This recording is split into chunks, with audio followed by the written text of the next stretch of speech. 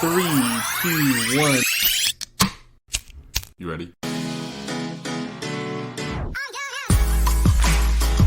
Listening to the Real Pineapple Podcast Network.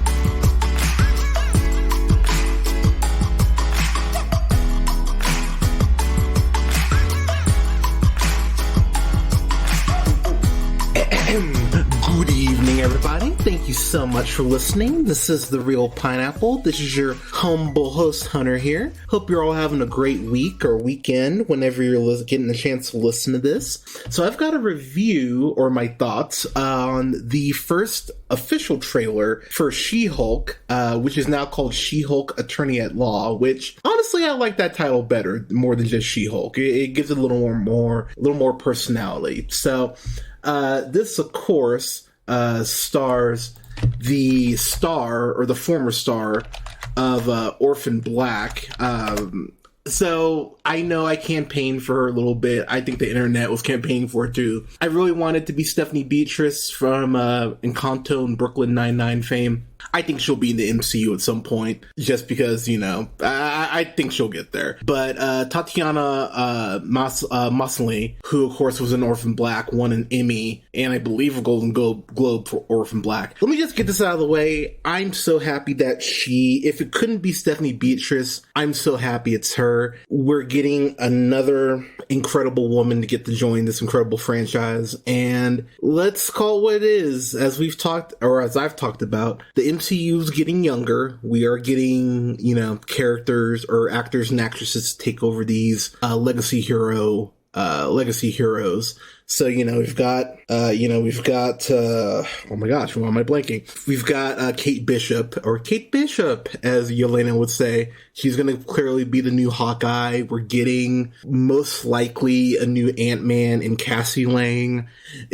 We're getting younger versions of these legacy characters, and so I'm really happy that's going to be her. So what I'm really interested in the most, I would say, watching this trailer, is how fun this looks. And not like MCU stuff isn't fun, because obviously, it's Marvel, but this is clearly leaning more into the comedy side of it, which is a good thing, because if you've ever read She-Hulk, especially if you've read the 2015, the Charles Soule and Javier Pulido's run on the character, which, by the way, is probably the definitive run of the character. If you haven't read it, I'd wait till after the show is over, because obviously you don't want to spoil stuff for yourself, potentially. But it's such a fun fucking run.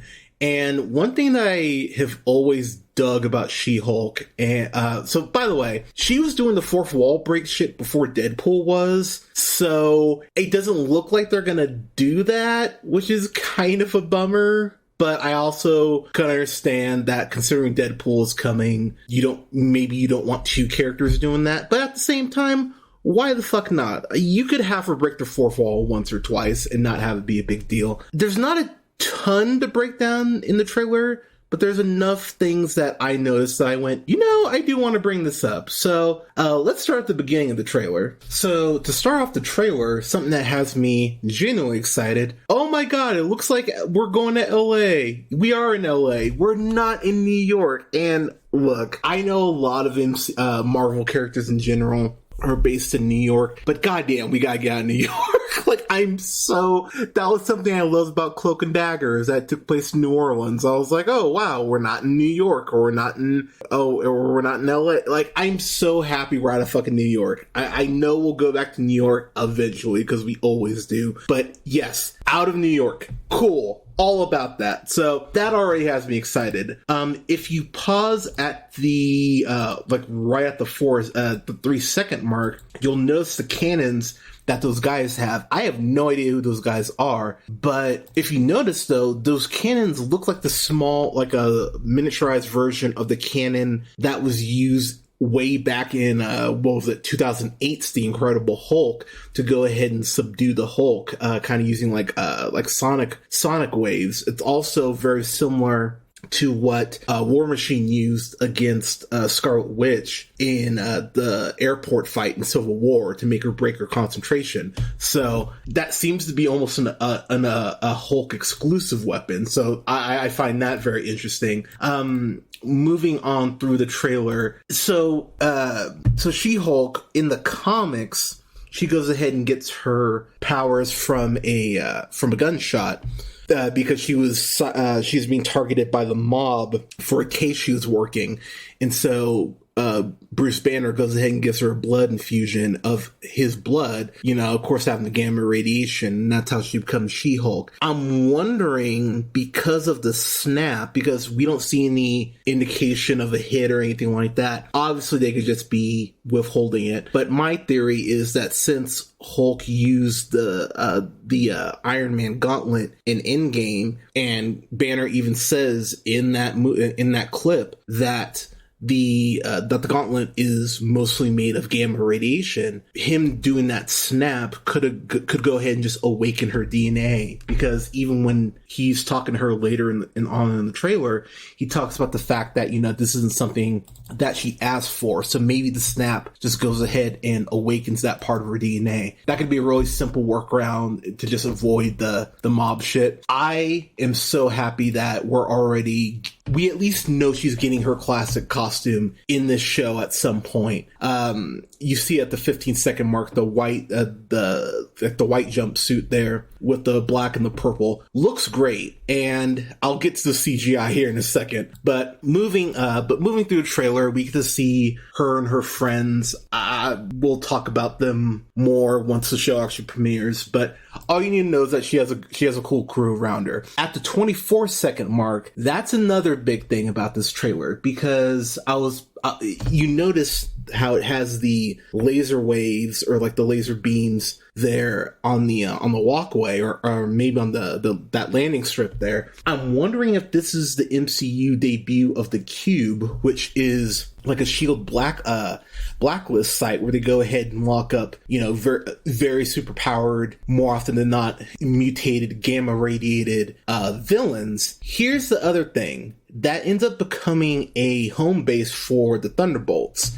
So, unfortunately, of course, we lost William Hurt. Rest in peace, sir. I'm wondering if they're going to recast Thunderbolt Ross, or what they very easily could do. And if they don't want to recast Thunderbolt Ross, this is what I personally would do. I would go ahead and just give Julia Louis-Dreyfus, I would go ahead and have Val be the head of the Thunderbolts. You could even, if you wanted to write Everett Ross's death into, the MCU canon, you could do that and just go ahead and have them still name the Thunderbolts in memory of him being the one to kind of get the wheels rolling on this. That would be a really easy way to go ahead and kind of get around that. But the fact that this is their home base, or eventually becomes their home base, I don't think that's an accident whatsoever. And I think, considering we've seen Julia Louis-Dreyfus, we've seen her in Black Widow, we saw her in Falcon the Winter Soldier. I think she's going to be a very common thread throughout all of Phase 4. Plus, we already know that she's going to appear in Secret Invasion. So I think we get her here in the show. I don't know if we'll get her as a mid or a post credit, but I think she's going to go ahead and pop up here. Moving on through the trailer, if you notice at the 30-second mark, we get oh my gosh, Emil Blonsky back, which I'm incredibly surprised by. But we got to go ahead and see him as Abomination, of course, in Shang-Chi, Tim Roth back in human form. And what I find interesting about this is it comes right after the scene where Jennifer's boss is telling her that, we're creating a superhero legal division, and he wants her to be, the face of it. So if you remember in Shang-Chi, Wong is going ahead and fighting Abomination at that point in the film, and goes ahead and opens a portal. If you remember, when he opens the portal, he's leading him to this room. So my theory being that maybe a way to go ahead and not go to prison for Blonsky, maybe the workaround, or maybe the deal was, you go ahead and work for the government, we just send you out on these missions to go ahead and clean things up or what have you. I think he's clearly working for the government. I'm curious what the workaround is going to be for Wong, because we already know Wong is going to be in the show. I'm very curious to what capacity he's going to be in the show, but Tim Roth is not back for no reason. There's no way you bring him back to go ahead and do nothing with him. So I'm very curious how he's gonna work into the show. But he could be what would he be? I guess really the second member of the Thunderbolts if they want to go ahead and do that. Moving forward, we've got. I'm so happy Mark Ruffalo's in this show. Pausing at the 37 second mark. I really like the way that Hulk's face has evolved just from 2008 to what we see now. And I love how it's got, it still has Ruffalo's personality in the face. I think it looks really great. And this is also a great callback to the 2008 film again, where Edward Norton at the time went ahead and learned how to meditate to go ahead and keep his heart rate down so he didn't Hulk out. So I appreciate that he's going ahead and, showing her the ropes, as it were. Another thing from another thing here at the 39 second mark, the way that she gets that face when she finally Hulks out for the first time. Very clever to go ahead and have a green car so that we can't actually see see her face. I'm assuming this might even be episode 1, but what I love about that is that initial shocked look on her face, because this is most likely her first time hulking out, so she wouldn't have that look of confidence or that look of calm that someone like a Banner would have who's gone through this before. So very subtle detail, but something I really appreciate. When we see Banner go ahead and have Jennifer in that container there with the buzzsaws coming towards her, you'll notice that the buzzsaws have the Stark logo on there. So see, Bradley, there you go, another Stark reference. But I think the thing that's interesting about that is I'm assuming Banner and Stark probably built this in the 18-month gap that he talked about in Endgame before they go ahead and go back in time. That would make sense.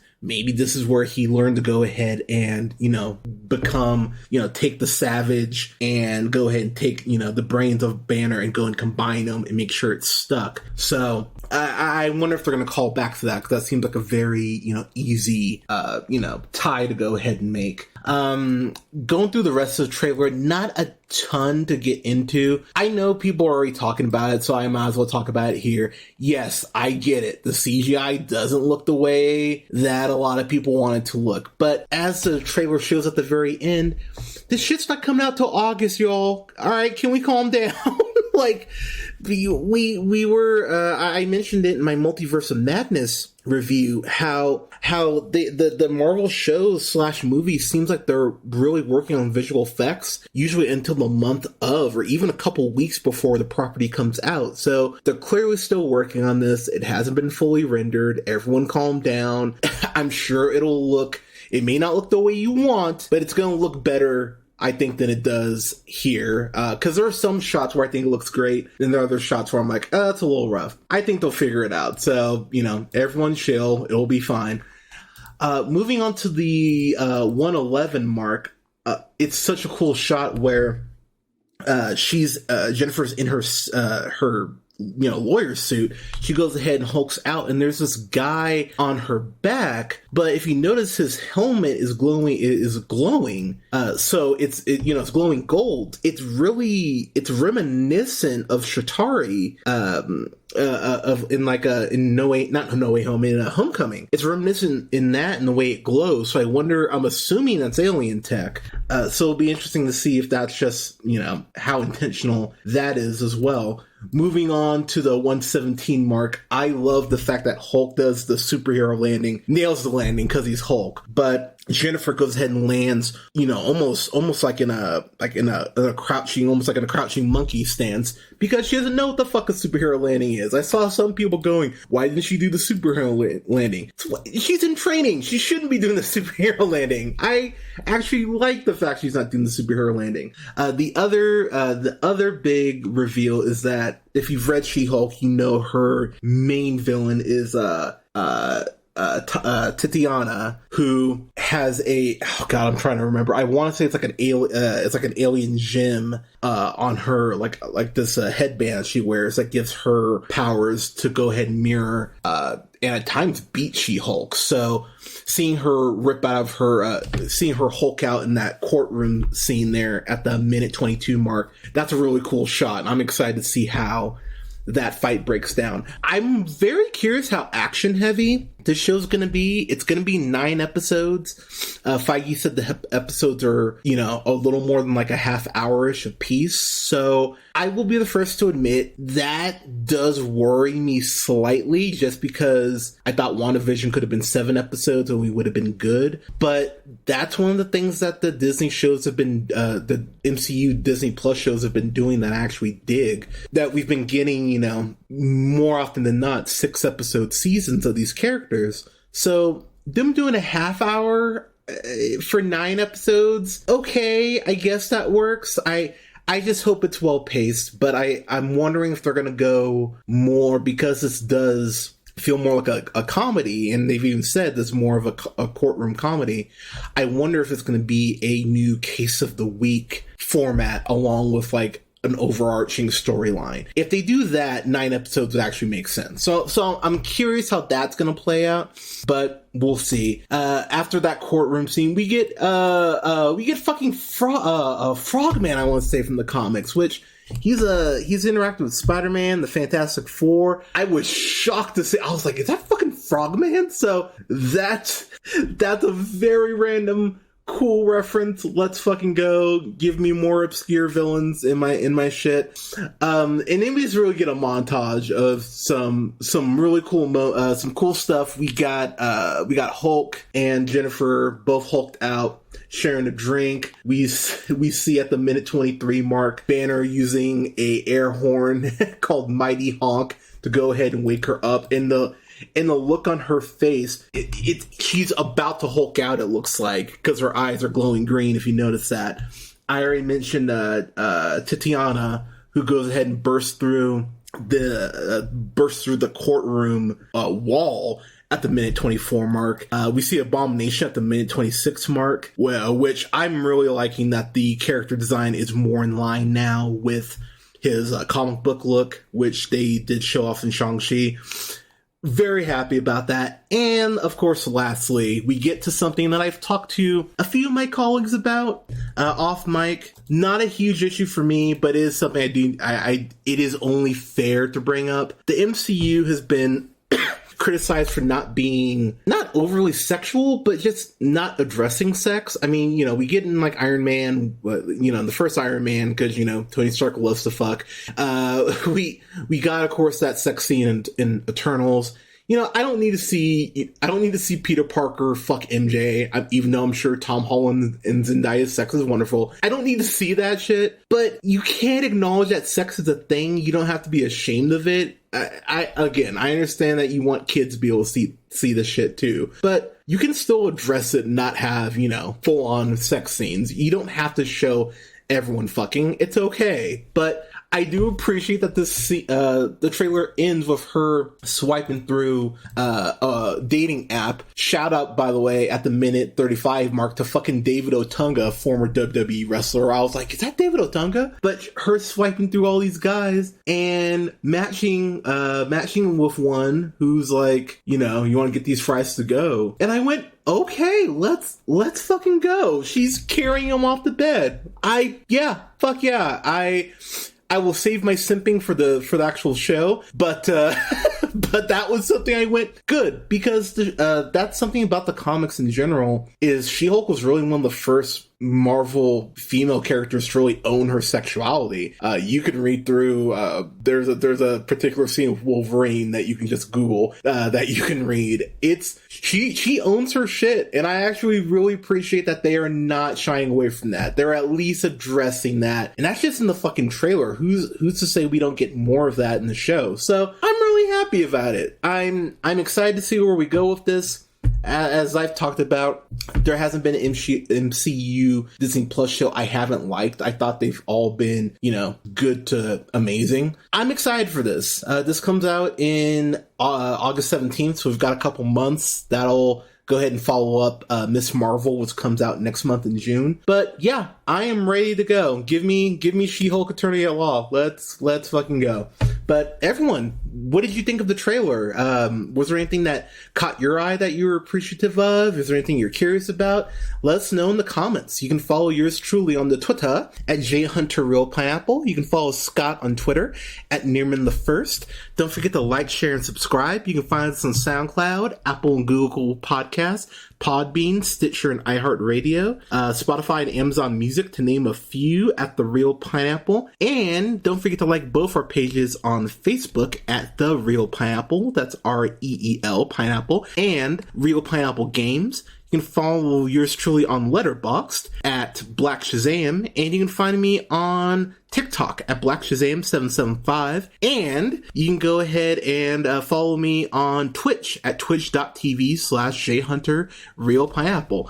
Thank you so much for listening, everyone. In the next week, got a couple more reviews coming out, including reviews for Chip and Dale Rescue Rangers, Men. I'm gonna go see that next week. I'm very excited to see that, even though I have a feeling some people won't like it. And I'm gonna have a review as well for Top Gun Maverick, as well as the Bob's Burgers movie, which I am so excited for the Bob's Burgers movie. But everyone, thank you so much for listening. Take care of each other. Wear your mask. Get your booster if you haven't gotten it yet.